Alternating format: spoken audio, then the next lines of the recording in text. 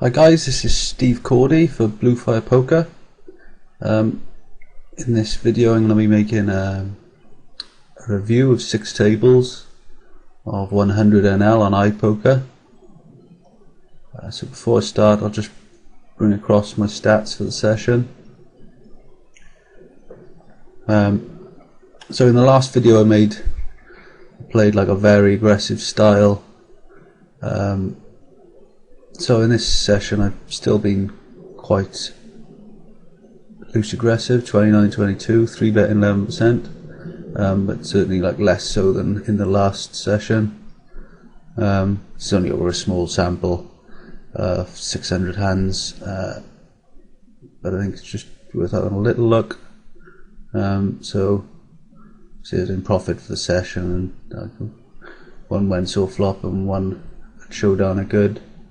C-bet flop maybe a little high at 75 and C-bet turn a little low at around 30, so the sample size is too low for these to have converged, but maybe I should be looking for some spots where I missed it, like a double barrel opportunity.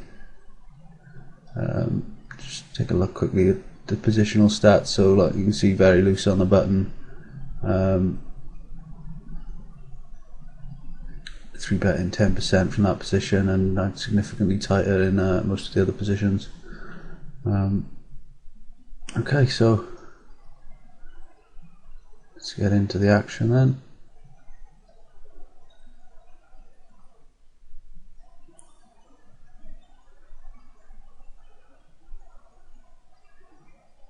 This hand that's ongoing,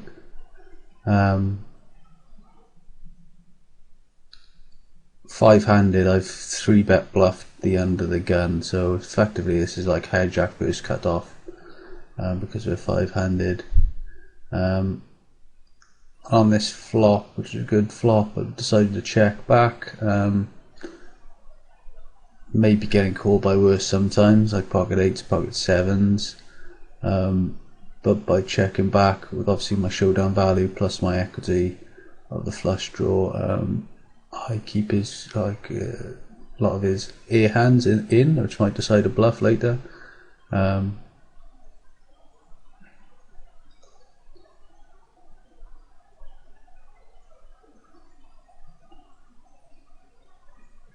So I've not played on this site for a while, and I've just in the last couple of weeks had some computer problems following a poker tracker update, and I like update and then go back to the previous version, then update again, and in doing all that I've lost the HUD that I'd made especially for this site. Like my regular HUD I can't fit onto these screens and still play 6 tables, so I'd engineered for the last series of iPoker videos I'd engineered like a specific HUD, but I seem to have lost that, and I just haven't got the will to go and recreate it after the couple of weeks I've had with my database problems. So I'm using a different HUD here. This is the Poker Tracker Legacy HUD, so it's going to take me a while doing the recording to figure out like where the stats are that I need, but should be able to get there in the end.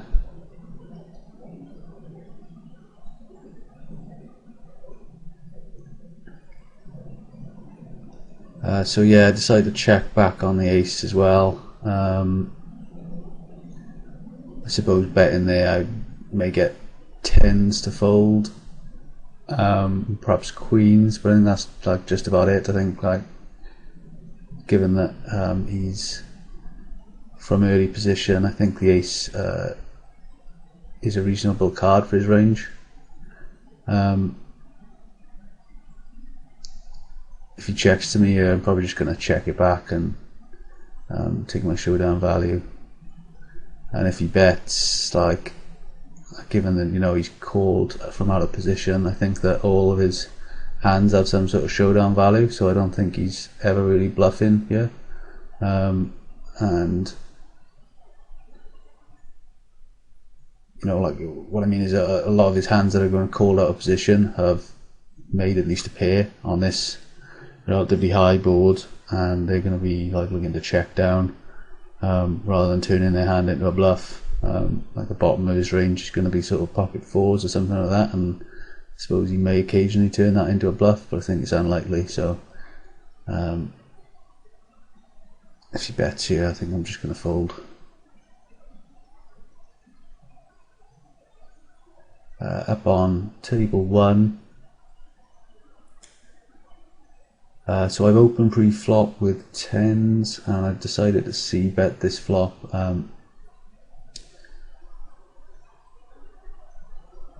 Yeah, not much to say about it really. I mean, occasionally I'm going to get called by worse, but like part of the value in betting is sort of protecting my equity against things like Queen Jack. I don't think I'm going to get floated as a bluff that often, so I can read his hand reasonably accurately if he floats and then decides to bet. Anything like pocket eights that's decided to peel the flop is not going to turn that into a bluff, I don't think, later on. So I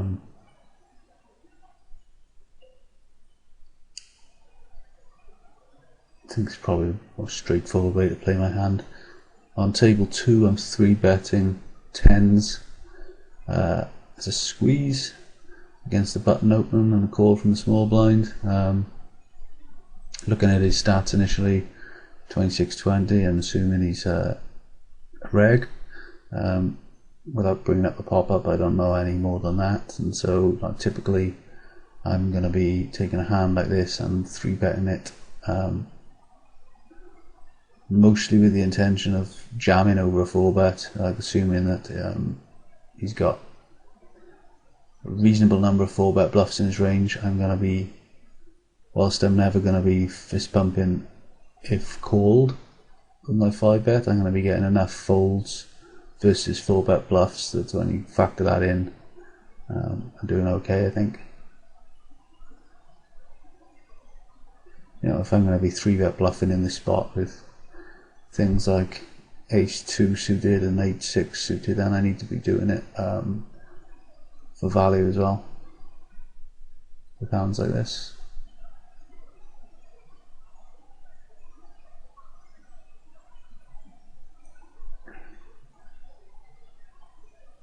So just looking around the tables,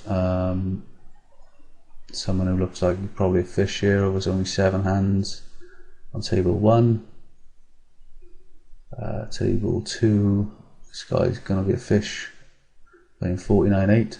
Oh, sorry, before I get into that then, I'm a forum post of one of my recent videos. A BlueFire member called Jens asked for some advice on like some sort of on some software, use of software issues, I guess you could call it. So he asked for some guidance in relation to using Poker Tracker and also table scanning software. So I gave a reply on the forum regarding the Poker Tracker question. Like, I think their help guides are like a really useful, that's probably the best forum to learn of that, but I just thought I'd include like a little table scan search in this video.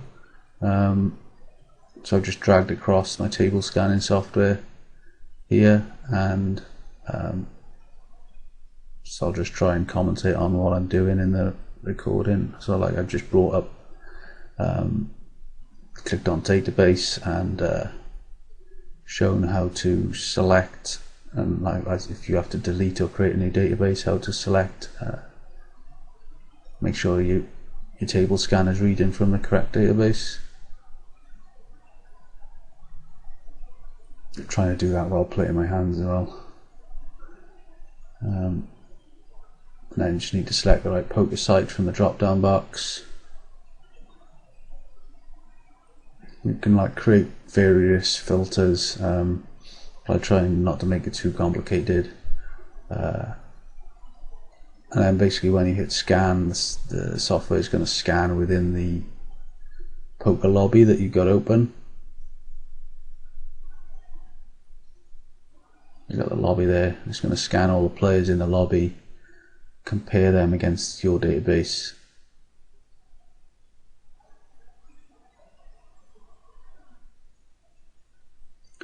So small blind versus big blind, I called King Jack offsuit in the big blind and decided to float this flop with 2 overs and backdoor straight draw. I think he oftentimes just gives up on the turn. Am I going to be able to take it away? Sometimes we just have the best hand anyway. And like these sort of dynamics, small blind, big blind, we can like wrap a lot of two pair type things because our range is going to be much wider than normal.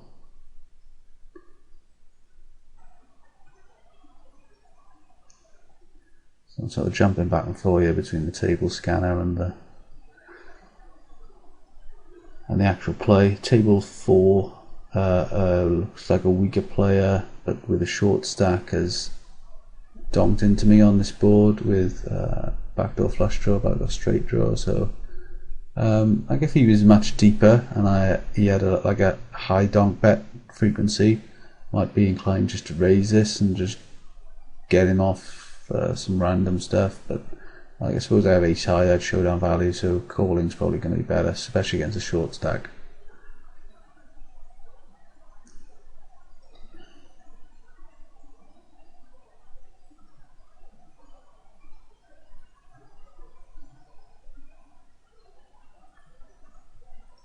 So when I had the pop-up up just then for this, there's another problem with having this HUD. I suppose I need to use the pop-ups, which are configured to take up a lot of space on the screen. So sorry about that. So like when he c-bets this flop, first of all, obviously because he's small blind versus big blind, his range is particularly wide. And then on this turn, like I think he's going to just take a lot of hands similar to mine, or anything with two clubs, two overcards, and just double barrel it.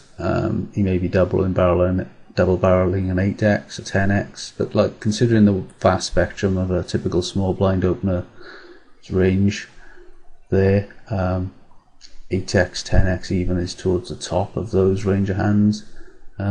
There's like a large number of hands much lower than that, much worse than that, which aren't going to be able to stand any pressure, especially as I like credibly rep a lot of the two pair combos, you know, 10-8, even 8-5, 4-5, 6-7, because our range is obviously so wide. I mean, sure, I'm going to run into 6-7 type of hand myself from time to time, but like this sort of bluff is based on the idea that his range was very wide to start with, still going to be wide, even though he's double barreled, and so like I can like just put a lot of pressure on that, especially because I'm in position. So with something like 10x, he's just going to have to call, turn, and then check to us, and you know, if he's putting us on a draw, he's giving away a lot of equity. He's not really going to want to jam a 10x, a weaker 10x especially. So even towards the top of his range, the 10x's, I'm putting a lot of pressure on them. I think I'm going to get a fair number of folds against them, a reasonable amount of the time. So this type of thing works a lot. It's kind of dependent on the double barrel frequency of the opponent. If he's not double barreling very often, then I'm going to be less likely to do it. So table 4, I get a nice turn card and he donks again half pot, so like again I just think calling's best. I can't justify raising. I don't expect to get him off much really.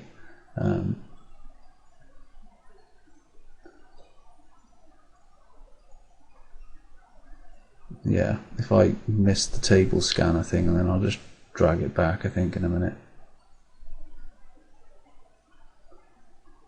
Table 5, obviously going to 3-bet kings versus the button.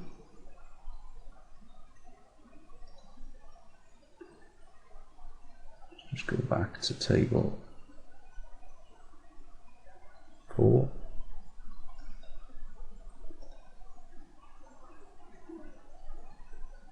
So table 4, he checks to me on a jack river.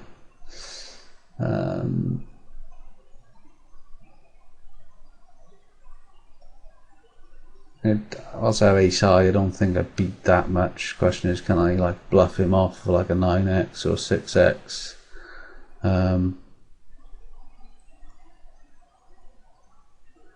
Okay, so I yeah, he was like, I don't really expect most players to donk twice with basically no hand, just one overcard. But that's why it's always good to have an ace-x. You've always got that showdown option. So I really should be marking him as a fish. So just back to the table scanner quickly then. So once you've selected your database and checked you're on the right site, it scan tables and it'll, like I said, scan the lobby for all the players and compare them to your database.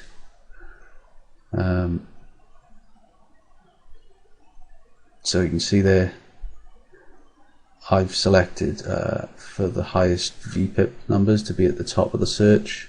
So I'm getting these players coming up that are in the lobby. The yellow tables are the tables I'm already playing at, and the green tables I think are the tables that I'm on the waiting list of. So I've already done this like before I started the video, obviously, to get the tables going, but just sort of redo it to show you. You can just set the VPIP. There's other more complicated things you can do with the filters if you wish, but I just let it run and then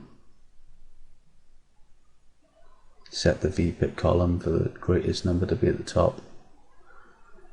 Then you can just like highlight the tables you want to go on and go right click and join waitlist. So yeah, for those of you who already use our software, sorry if that was a bit basic on explanation, but like I said, one of the Bluefire members asked for an explanation of that type of thing in a forum post. So yeah, so under the gun opens, I call on the button and call a c-bet. I think that's quite straightforward. When he checks the turn,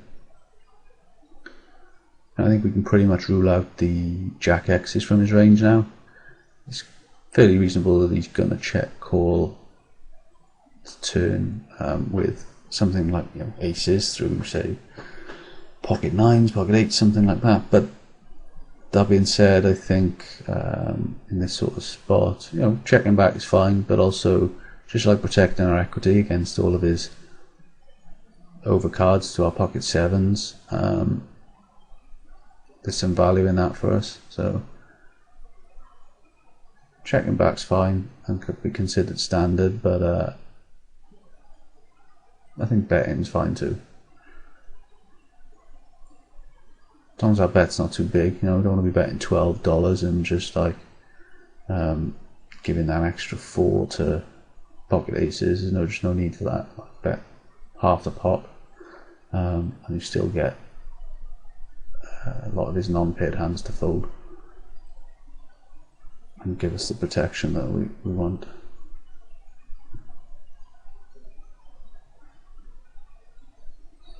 So this is about 1 hour of footage. So I'm guessing I'll get 2 videos out of it, so this is going to be part 1.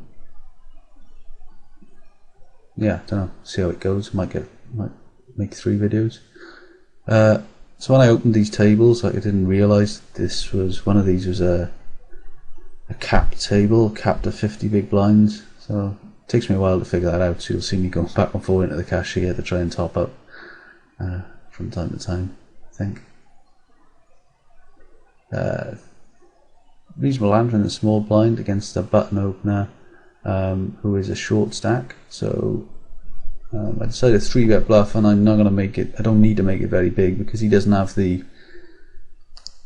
stack size to benefit from his positional advantage. You know, I could have made it even less, like 550 or something. So like calling with some hands, you know, if he was 100 big blinds deep, for example, then he could be calling with like a wider range of hands and using his positional advantage. But because of his like low stack depth, he doesn't have that. If he calls this, he's going to have 34 left with the pot already at 13. We're only going to be playing like 1 or 1.5 streets really in terms of bet sizing. So like positional advantage is increased as let's get this right way around. Positional advantage is increased as stack to pot ratio increases. So the larger your stack in relation to the pot, the larger your positional advantage. The smaller your stack in relation to the pot. Effectively, if you move towards being all in pre-flop, then you don't have any positional advantage because there's no further decisions to be made. So opening 10 jacks suited on this flop against the short stack. Don't expect to get called by worse too much, but yeah, I suppose this bet protects our equity against some broadways. I suppose check calling is an option too. Yeah, check calling may be better there.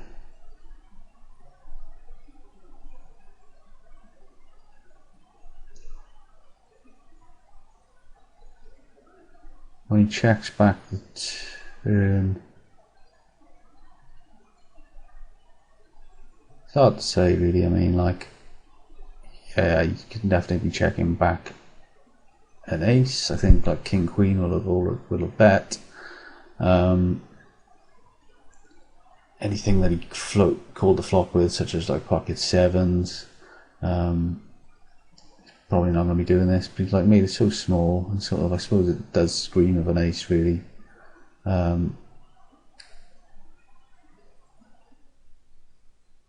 Yeah, I think this is a fold. I think it's made it so small. I think I decided to call. Kind of like for the sake of the video really, so.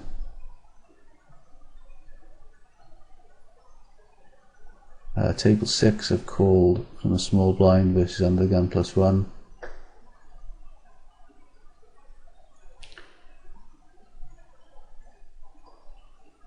And he's checked that turn.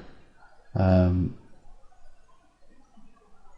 think leading out now is gonna take it down a fair amount of the time, and like, if called, can still be called by hands like king queen.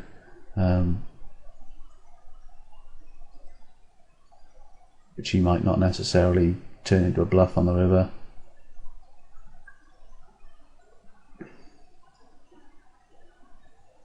Table 4 against the short stacker again. I could 3-bet for value, but with his stack size, if he jams on me, I'm like almost never really good. And it's a sort of spot where you can end up feeling obliged to call because of the short stack and your pot odds. So it can never be bad just to call with ace queen if it's under the gun.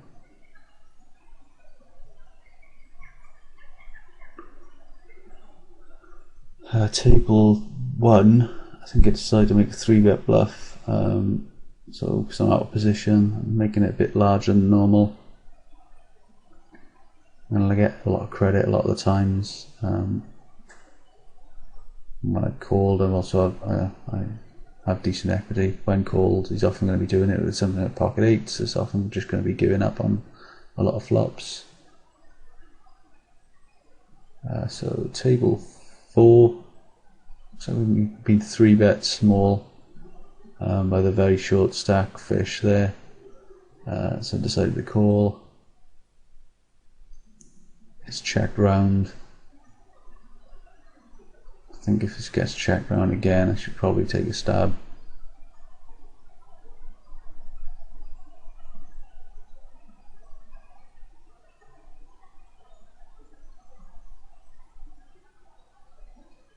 Maybe I could go like two less than that, just under half pot.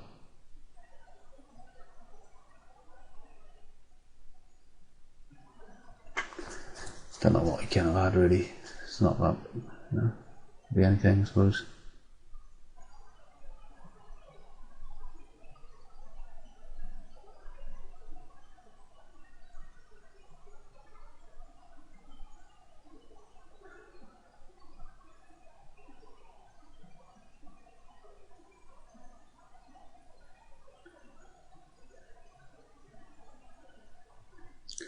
Yeah, I find the action can be a bit slow with these recorded sessions at times, but if I recall, there's some interesting hands that come up in this. in this recording, so should be worth it. So a 3-bet against this fish with ace-10 off, so I'm 3-betting for value, expecting him to call with a lot of weaker aces, certainly a lot of weaker 10s, weaker non-paired hands. Not a great flop. We got a double gut shot, and it's a sort of flop that is good for his range. But decided to c-bet with our equity anyway, and we're going to get like pocket 5s and stuff to fold. So, and if we hit against this type of player playing 48-8, we're likely to get paid off big. So, not a good turn card.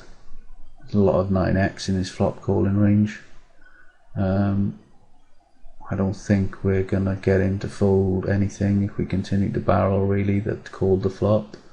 He's probably calling with Jack X. So just like check and give up. Hope he checks back the turn. When a weaker player bets at that amount, I think that he always has at least Queen X, 2-pair type thing. Probably a 9. So opening quite wide on the button.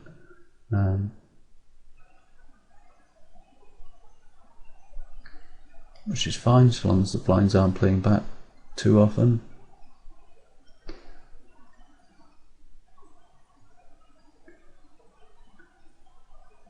Considering a 4-bet bluff here on table 1.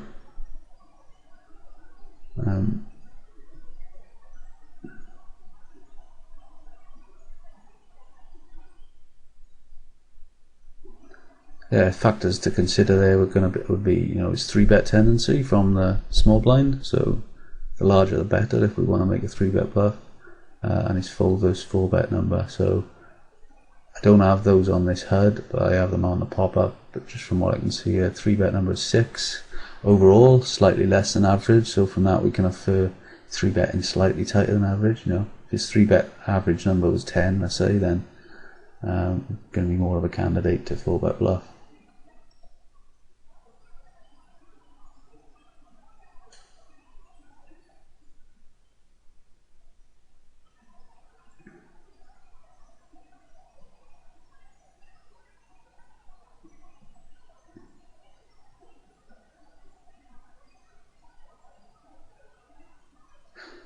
So Yen's on the forum post of one of my recent videos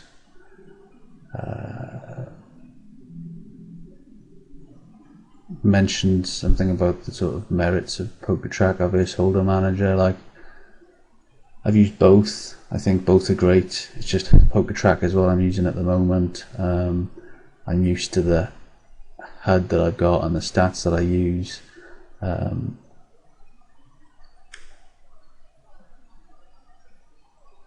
So like I'm happy with it. It's just personal preference. I think both are good enough that putting a lot of effort or energy into either changing from one to the other is probably not really worth it. Doesn't really merit a significant amount of debate, I don't think. Saying that, I recently upgraded to the latest version of Poker Tracker, which caused me these significant problems that I was talking about. I had to have it updated, I then had to go back to the previous version, which then didn't work for some unknown reason.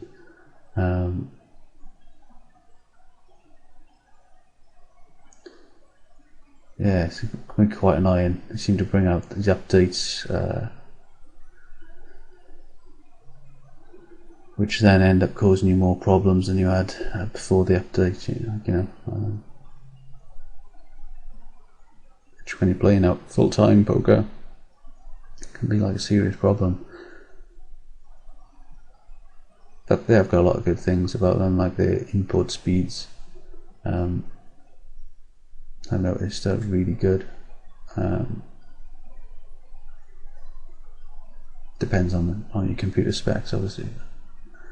So bit of a weird, well, this is a fish here playing 41-9, very small C bet on this flop. So with our open ender just calling, I think is fine. I decided to raise. I was hoping to get him off like 9x. I think it's fine, like, you know, against this type of play, his range can be so wide for doing this that I can, if you call in here with 9x, queen x, I can get him to fold on a later street. Let's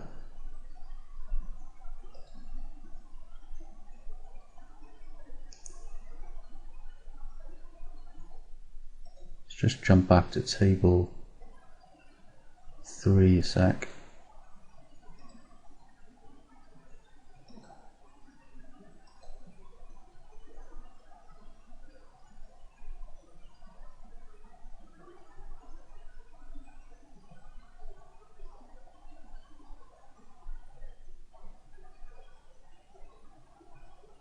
So let's 3-bet this hand, I guess. Well, no, I've just called and then called the flop. Okay.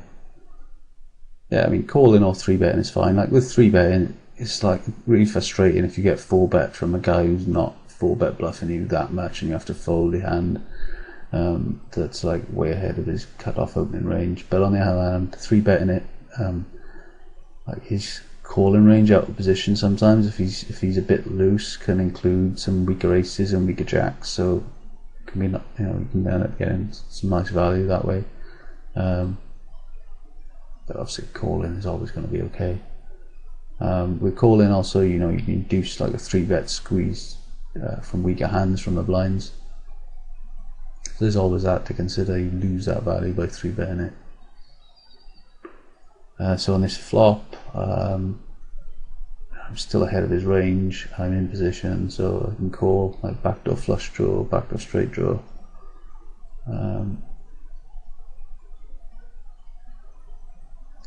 Double barrels the turn, slightly smaller than maybe normal, and also like somewhat polarizing in that some made hands of his may decide to check call here. Slightly worried about 7x.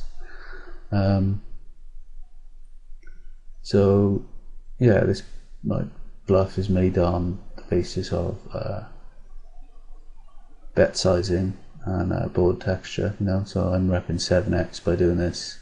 Puts him in an awkward position with some of his like marginal made hands if he has to call and play the river out of position.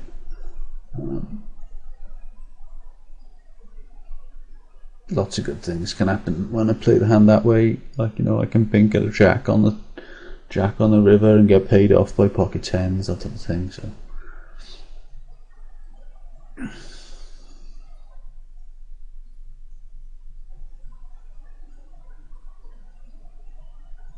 yeah, so I made 2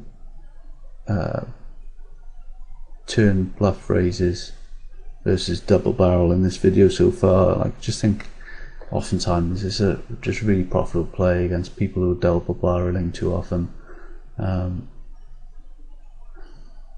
Rep a lot of stuff that way, but like waiting till the turn, you know. When you raise the flop, people often view your range as polarized between draws and it's like sets, or, you know, 2-pair, that type of thing. But why wait until the turn with that extra card coming as well? Just gives you a lot more stuff you can rep.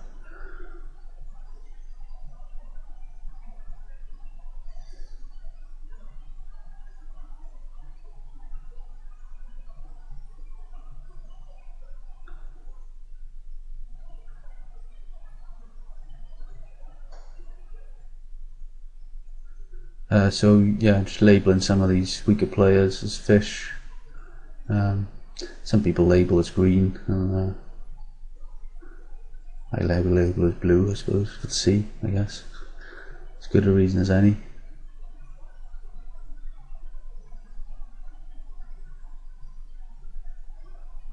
So I'm 3-betting against the button for value.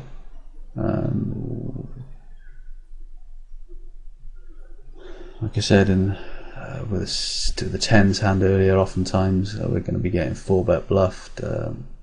In some spots we can 5-bet jam. Depends on his stats really. So I've opened ace king in the cutoff, and pretty bad flop for our range, good for our opponents. So I decide to check, get a nice turn, so I'm also going to bet this now. Table 2, I think I had pocket 8s there under the gun, and we get a king queen 5 flop and just decide to check fold.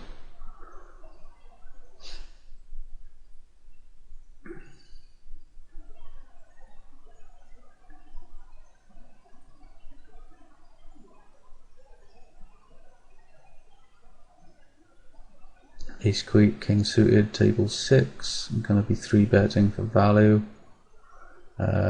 Only 400 hands on him, but he's looking quite loose, 33.25. So yeah, definitely 3-betting for value. Not going to be folding it versus 4-bet. In terms of bet sizing, maybe I should make it a little more.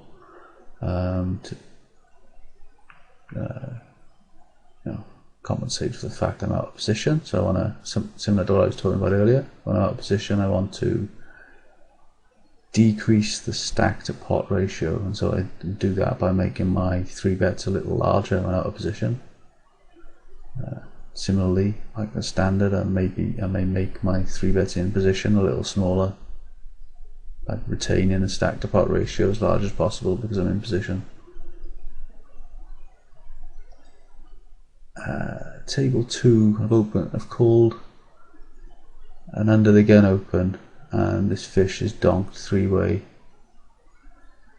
So I'm obviously calling the donk lead. Table 3, under the gun, I've opened 9-10 suited.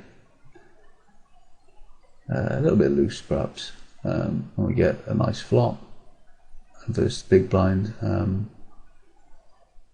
Just going to be c-betting this basically for value, whilst I'm going to be getting called by some stronger 10s and stronger queens. We have pretty good equity against all of those, so it's for value, slash protection if you need to give it a name, I suppose.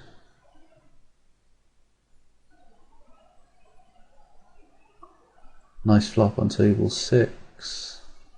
I'm going to be c-betting. In terms of bet sizing, like given it's a 3-bet pot, I think we can, if we think about his flop calling range, probably just includes ace X's, doesn't it?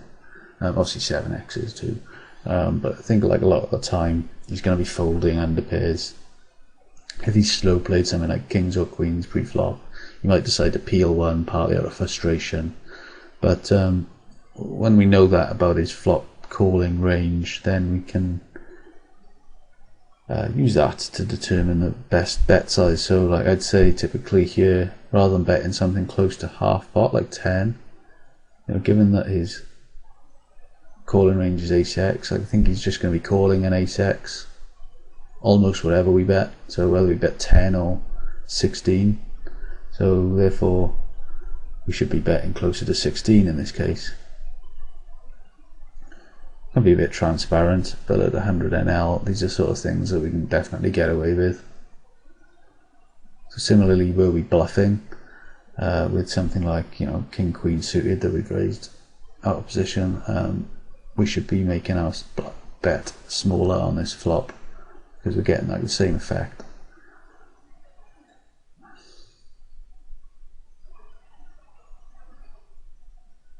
Yeah, so I think I could have put a couple more in there. Table 3 we get called. So in terms of the turn now, like a lot of the strength of our hand is in our equity. So I was making a flush or making 2 pair. Like I said, his calling range in terms of made hand strength is probably a little stronger than ours. So I think just checking back, we can oftentimes like bluff catch on the turn because there's a lot of bluffs in his flop calling range. A fair amount of draws, in his flop calling range that may decide to bluff the river. Table 2, just back to table 3. So yeah, what helps us check back is the fact that we have the flush draw equity. You know, if we didn't, we might decide to bet the turn for protection against some of those draws that called the flop. So back to table 2, the fish, should we get called 3-way on the flop? When the end of the gun, player calls the flop against the less than half pot donk bet from the fish, overcalled by myself.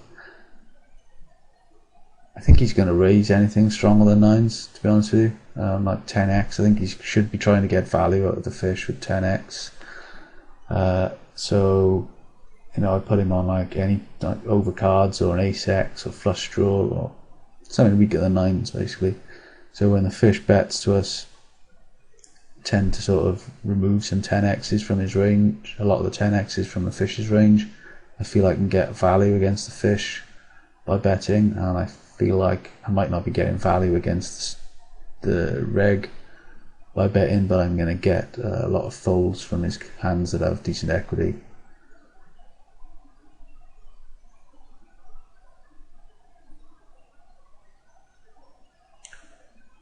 Table 6, opponent folded, unfortunately. Table 3, I don't think we can go for any sort of thin value. You know, one of the combos of made hands that we beat just got there on the river, though I don't think he's necessarily checking that to us if he's made a set of 8s. So yeah, I think just checking back and beating Jack King, that sort of stuff. Jack King, sorry, yeah. Okay. I decided to call on table 1, small blind versus cut off. Could 3-bet it, more inclined to 3-bet it if he's in the button, so calling the small blind is fine. And everybody folds on table 2. So this is sort of flop against most players that is going to be good to check raise bluff. We've got 2 overs, backdoor nut flush draw, backdoor straight draw to the jack.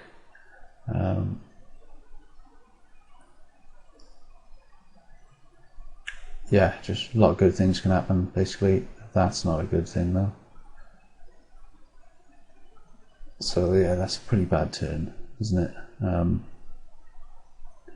Because if he's called the flop with something like pocket 10s, he now beats a reasonable part of our value range for check raising the flop, which would have been 7-8. It also, the 3 blocks the likelihood that we've raised the flop with a set of 3s. So whilst oftentimes you can like get made hands to fold, like pocket 10s, by putting pressure on a lot of turns, or certainly rivers, you're not going to get any folds like that on this turn. So yeah, we lose a lot of fold equity.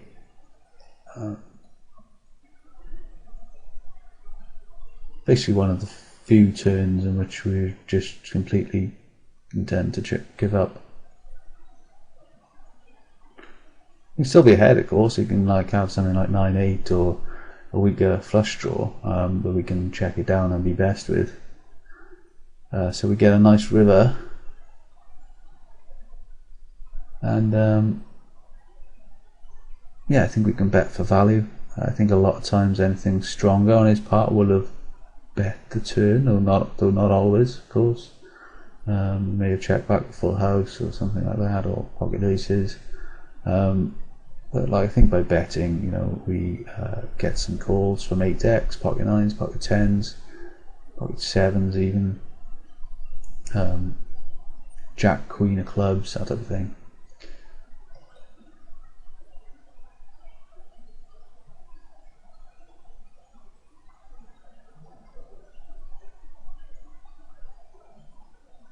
I think this is a hand where we end up in a pretty sick spot. I think he jams. And the decision is pretty close. It's like given that we checked the turn, we have towards the top of our range, so on that basis we shouldn't really be folding. But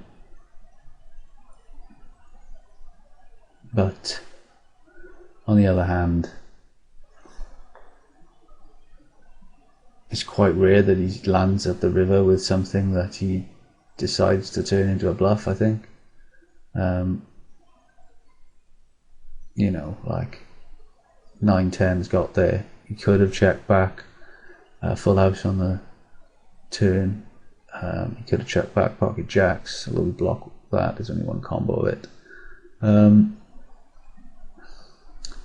So yeah, like obviously I feel like I'm beat. However, versus that, we've got pot odds of 3-1,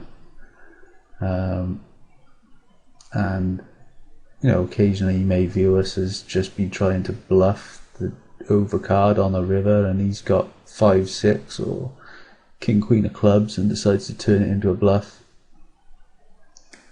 So there are some combos of hands he could have that could be bluffing, and I think I decide to call, but don't get there in time. Basically, caught out by the time bank on this site. When I'm making videos, I tend to I did the recording yesterday. Tend to verbalize my thought process. I've noticed in my head, which obviously takes a bit longer than I'm like, it's like as if I'm practicing my commentary. Whatever. To be honest, I toss a coin on this decision. I think I don't really know enough about the player, so I think I tried to call, but I didn't get there in time. Like I said, I think I'm beat, but pot odds perhaps dictate the call there, but it's very close. So on that hand, I think we had a good discussion about that. On that hand, I think I'll leave it there for this part, and I'll resume in part 2. Thanks for listening.